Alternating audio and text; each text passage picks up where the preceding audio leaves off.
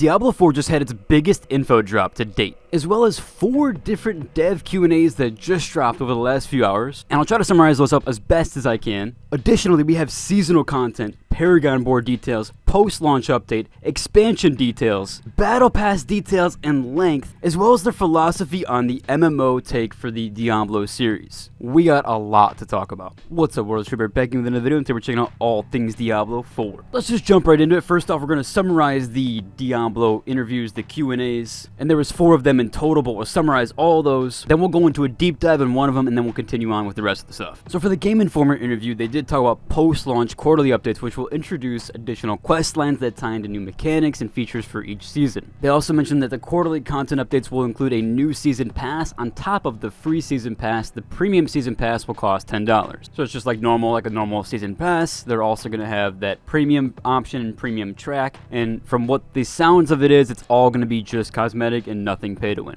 The development team revealed 2 Nightmare Dungeon affixes, also called Afflictions in-game. The first one is an invincible pillar of lightning that will chase players throughout the dungeon. We saw an earlier narration of this affix back at BlizzCon 2019, which I'll try to showcase some footage of that. Multiple areas in the world could be affected by hell tides at once and persist for a limited time. And they go on to explain that the hell tides are zones that can include different versions of multiple various Diablo 4 boss encounters. This is definitely going to be a hectic zone, especially for hardcore players. They're going to have to watch out for something like this, but these also could be really fun to participate in. Now on to the next interview, we have the Inven interview, which talks about account-wide renown rewards such as potion charges, skill points, Paragon points, maximum obols will be reset with the start of each new season. It sounds like, again, everything's going to be reset, everything's going to be taken back. I even think that the Lilith statues will probably be reset as well, since they had you do it on every single account anyways, or every single character rather. So I assume that that's probably going to be included in there, although they didn't talk about that, but that would probably be my guess as well. They said that we'll try to make the experience around collecting renown feel as non-repetitive as possible, which with the dungeons and everything, I don't know if that's going to be a super strong case. However, again, this game's probably going to be really fun, and during the honeymoon phases, it's going to be fun regardless. And they actually did correct me here on the Lilith statues. I should have read a little bit further, but according to Joe Pipora, bonuses gained from the Altars of Lilith will not reset at the start of the new season. This may be a translation error, but could make sense given the fact that these small bonuses would speed up earlier leveling in the new seasons. So again, I could have been right, and I should have just read a little bit further down into the interview before giving my take. However, there does seem to be a bit of confusion here, so we will see what that entails. Now moving on to the third interview, we have the Wccftech.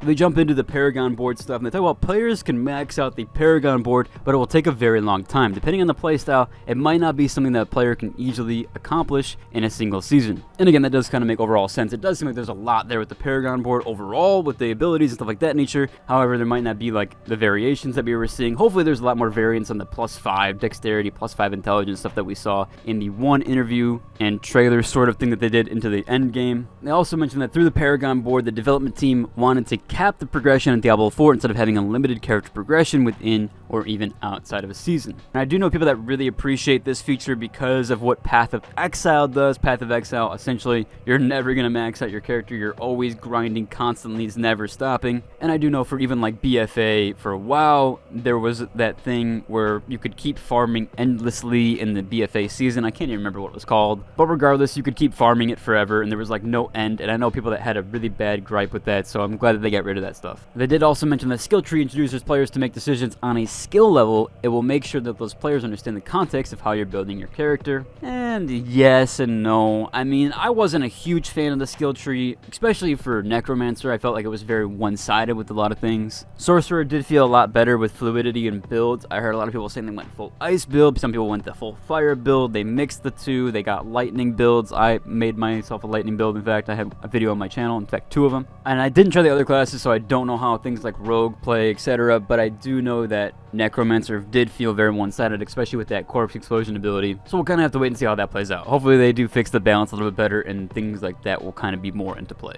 Moving on to the PC Gamer interview. Now, we did talk about this the other day, but we're going to go ahead and summarize it very quickly. First, they talk about that Diablo 4 is an action RPG. First, Blizzard is trying to make Sanctuary feel bigger by including local events, players appearing alongside you to help with those events. However, this design approach should feel more organic and not feel like grouping activities in an MMO. It kind of says their state around the MMO stuff. I really do think if they're going to lean into the MMO stuff, they should go full board with it. I really do think this should be more of a Lost Ark. If they really want to compete in this atmosphere, it really would play nice if it had the Lost Ark type of kind of play styles to it, especially with the endgame stuff, the island content, even though it wasn't as so much fun, but the early island content to me was a lot of fun because it was people always around, people always doing activities. I quite enjoyed that. And so for Diablo to kind of lean into the MMO stuff, I really do think that they should lean more into it than they are, but we'll see how it goes as time goes on. According to the developers, everybody is a sort of damage dealer in Diablo 4. The team didn't intend to balance differently builds based on particular playstyles. They did note that this underlines earlier statements that Diablo 4 will not support a Holy Trinity MMO style design, which again is just tank, DPS, and a healer. So it seems like they just want to go with everybody being a damage deal class. Does make sense. Again, it's not really like an MMO per se in that aspect, and there isn't really any healers. Now here's a big one, because this does talk about the Battle Pass section in the season journey, and the Battle Pass will take roughly 80 hours to complete, which is quite long. However, that does seem roughly about the same, or even kind of shorter than most other games like Apex and even Fortnite, which do feel like they do take quite a lot of time. Even when you're doing all the challenges and stuff, they do take a while. So this does seem like a little bit of a easier Battle Pass to get through. I will say 80 hours does seem like a lot in grand scheme,